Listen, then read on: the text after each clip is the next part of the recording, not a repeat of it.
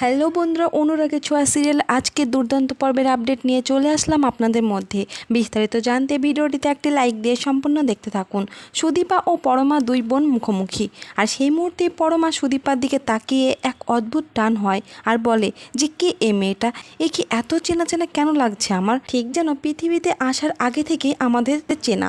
তখন সুদীপাও বলে আমি তোমাকে অনেক বছর ধরে চিনি, তুমি হলে সেই পরমা ব্যানার্জি, আর আমাদের পরিচয়টা শুধু আজকের না অনেক বছর আগের। এরপর পরমা মনে মনে ভাবে যে এই বিয়েটা কি আদিত্য নিজেই করেছে নাকি ওর উপর চাপিয়ে দেওয়া হয়েছে।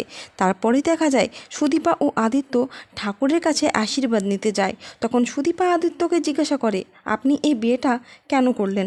তখন আদিত্য কিছুই বলে না, চুপচাপ দাঁড়িয়ে থাকে। তবে সুদীপা বলে আমি জানি আপনি এই বিয়েটা কোনো না কোনো স্বার্থে করেছেন, কাউকে দেখানোর জন্য, আমার বাবাকে দেওয়া কথার জন্য না।